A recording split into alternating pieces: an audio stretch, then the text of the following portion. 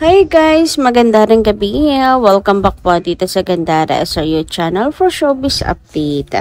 Andito na naman nga po akong muli nagpabalik. Nagmamaganda ninyong kachismosang Kim Pao. Wala na pong iba.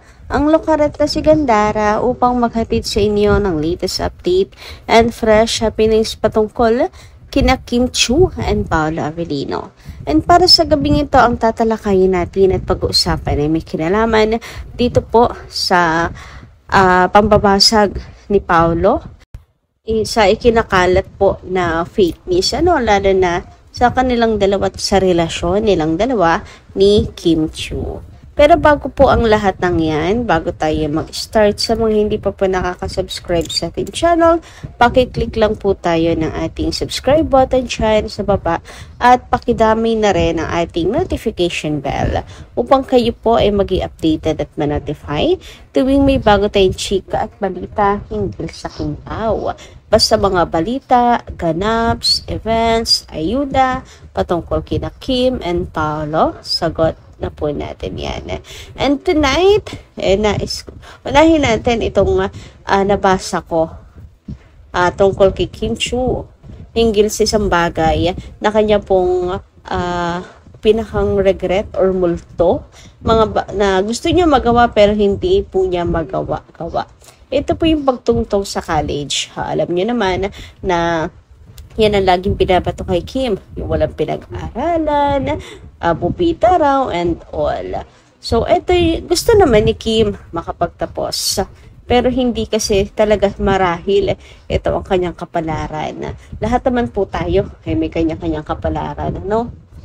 Sinubukan naman niya at pangarap naman niya.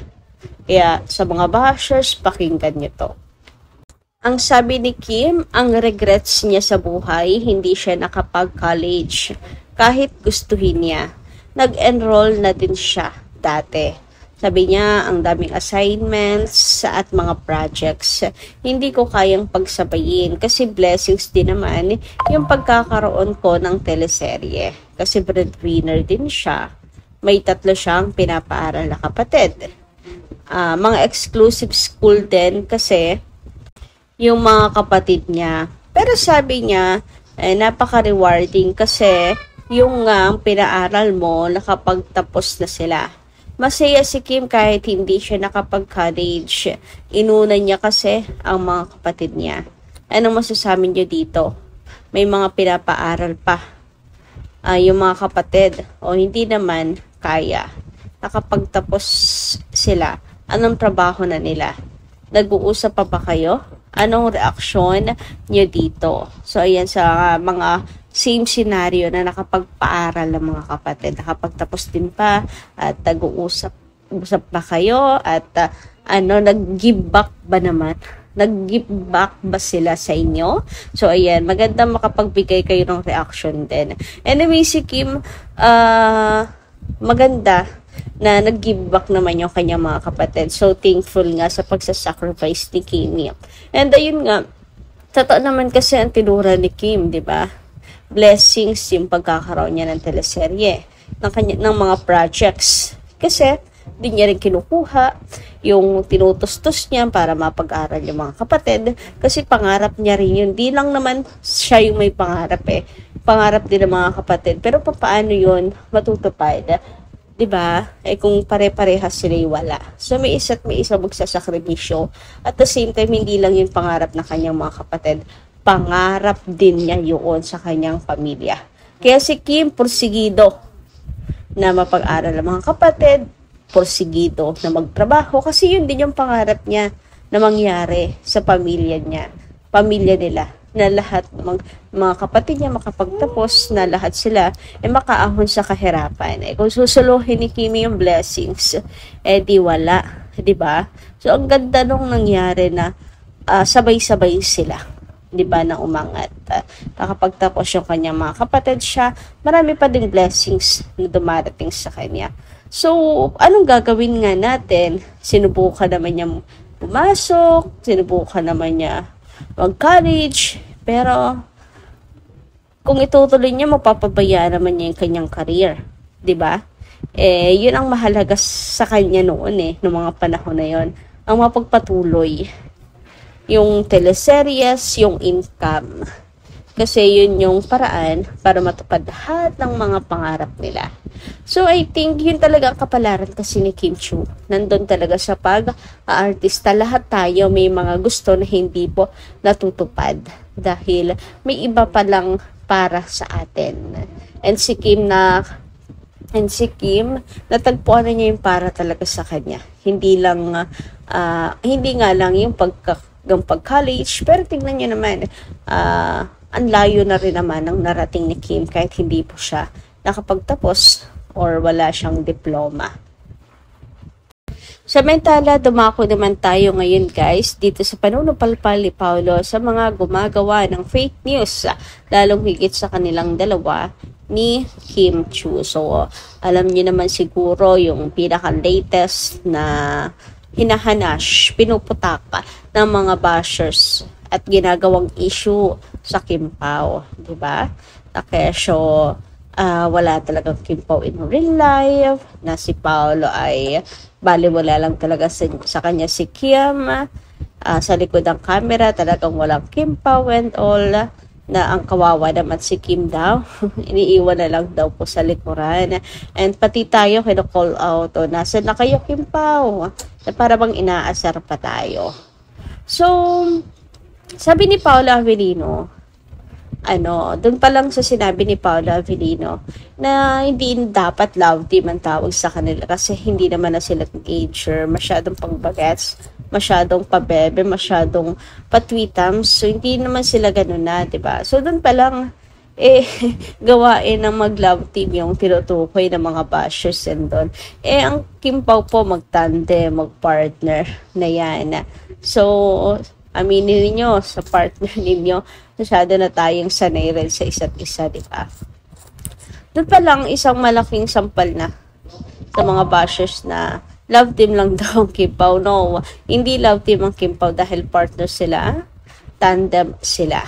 Ayun na ni Paolo ng love team. Ano ba? Pang ano lang yan. Pang tweetums. Wala na sila sa stage na yan. Nasa seryosohan na po sila. Diba? Hindi na sila teenager. Tama naman po si Paolo Avellino sa kanya pong tinuran. And syempre yung katotohanan na meron sa kanilang dalawa. They are low-key at the same time matured in their relationship. Hindi na sila yung kagaya ng mga teenagers and all na pa-sweet. And hindi rin naman kasi nga ang Kim Pao ma-PDA, di ba? Alam naman po natin yan sa Kim Pao. And isa pong malaking supalpal siguro, naiinis po sila na si Paolo. Todo alaga po si Kim Chiu alalay. Nagbimis lang director, assistant, videographer, photographer, ayan. Nagiging alipi ng wala sa oras si Paolo pagdating kay Kimi. Siguro masakit sa kanilang mata, lalo na yung pagdadala ni Paolo ng tote bag ni Kim Chiu, si Paolo yung nagbibit-bet. So ito, kitang-kita naman yan ang real score sa kanilang dalawa. Kasi matured na sila. Hindi na sila pabebe tulad ng sinasabi nung iba na kinakailangan laging sweet-sweetan. Diba, they are matured enough naman na. And ganyan, yung mga may matured relationship. Samantala, sabi naman dito ni Choi na Ati, already watched the first 2 episodes here in California, USA, and it's definitely off to a strong start. I'm very excited to see where it goes. First, engaging, which is exactly what I was hoping for. The characters are so well developed right from the start. The visuals are stunning and it's beautiful and it's beautifully shot. Looking forward in seeing what's in store in the next week's episodes. Fantastic job, Team The Alibi. Congratulations. Keep up the good work. Kim Pao forever. Yung cinematography, pansin na pansin, beautifully shot nga raw. Eh, wag ka. Siyempre si Paolo Avellino, may say din po sa visuals, di ba? Nasa likod din nga po siya ng trabaho, sa camera, and all. Napaka, involved ni Paolo pagdating dyan sa mga shots, sa videos. Ayan. Kaya, thank you so much at na-appreciate naman yun. Good job, Paolo Avellino. Anyway, sabi naman dito ni Ma'am Merdita Aurea Rodriguez, magandang araw, Miss Gandara. Malungkot ako. Hindi rin ako makapanood ng The Alibay kagabi. Hindi pa rin kami makapasok. Try namin ulit. Basta na lang, basa na lang ako ng mga comment. Lalo akong nainis. Dami mga basher, lalo na si Paolo. Tahimik ka siya.